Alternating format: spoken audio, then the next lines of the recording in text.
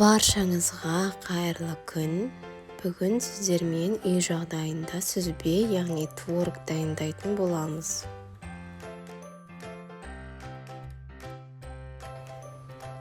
Ең алдымен сүтімізді кастрөлімізге құйып аламыз.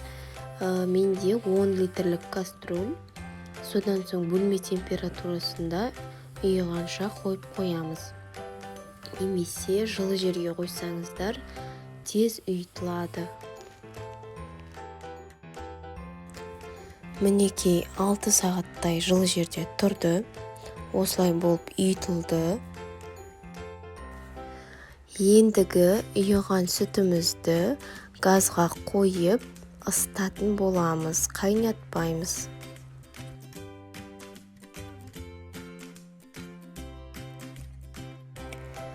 Ыстып жатқан кезде араластырып отырамыз осылай, және де саусақ тимейтіндей қылып ысытуымыз қажет.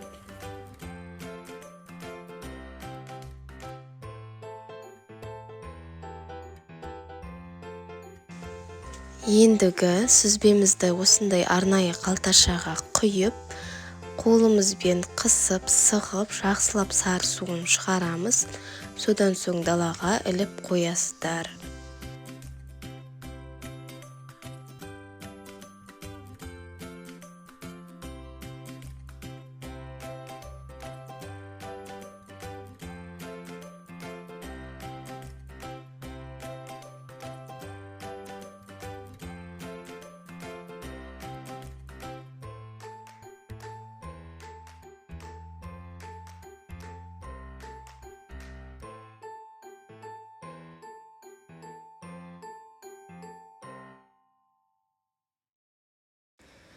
Мен бір түнге қойып қойдым. 3 сағаттан кейін алсаңыздар болады. Мінекей сүзбеміз дайын. Қатты болса осылай қолымызбен үстінен басып шығыңыздар, езіп.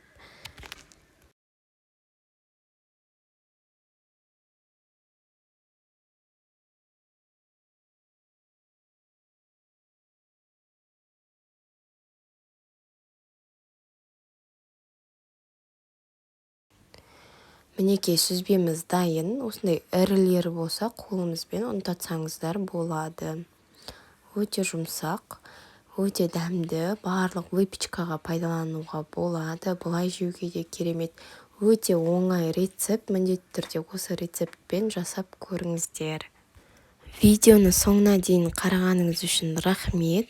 Видео ұнаса, лайк басып, комментарий қалдырып кетіңіздер. Және менің каналыма тіркелуді ұмытпаңыздар.